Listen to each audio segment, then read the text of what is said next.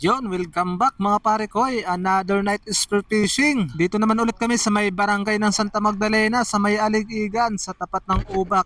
So yun, tara samahan nyo ako mga pare ko para makahuli naman tayo ng pang-ulam at pang-benta. At eto yung unang lubog ko mga pare ko. Samaral agad, yun, sumalubong sa atin. Kaya agad kong kinalabit yung trigger, baka biglang bumangga at hindi na natin makuha ito mga pare ko. Kasi ang samaral pag nakarinig ng kunting ingay, talagang kakaripas ng langoy ito mga pare ko.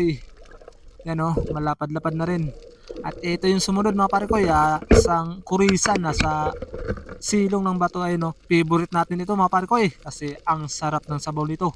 Matataba pala yung klase ng ganitong uri ng isda mga pare ko. Yan, at ito na yung sunod na lubog kulit mga pare ko. Meron ako nakitang kamilo nasa silong ng bato mga pare. Kaya sinungkit-sungkit ko at pinalabas.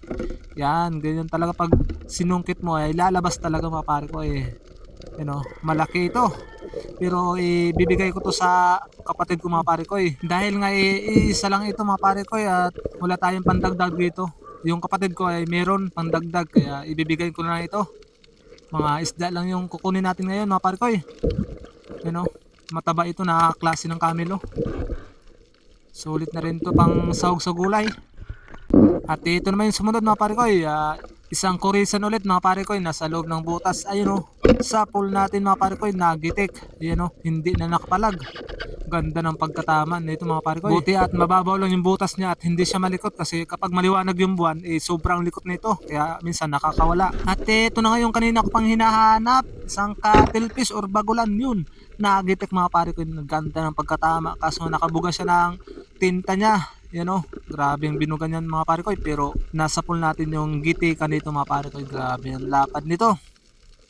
Nasa 3 kiluhin ito. Sobra mga pare ko Grabe. Napaka-jackpot naman. Kwartang linaw naman ito mga pare ko Napakasarap nga nito sa adobo sa gata.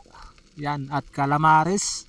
Solve na solve talaga ang ulam nito mga pare ko At ito sumunod mga pare ko isang danggit. Hindi masyado na kikita. Akala mo bato lang. Yung pala isda na pala ito mga pare ko Malapad-lapad na rin ito. Masarap ito sa sinigang. Sa sabaw mga pare ko Nako, sarap talaga. Liligid talaga yung bahaw nito. At ito sumunod isang bunak.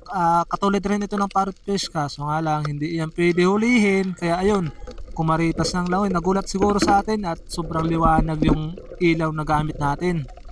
At ito na pala yung mga huli ko mga pare ko Grabe, napakaswerte natin. Kaya maraming salamat sa biyaya at binigyan naman tayo ng pang-ulam at pang-benta na rin mga pare ko Yan, hanggang dito lang yung video natin mga pare ko Paki-like and share, follow na lang. Dive safe and God bless. Peace out.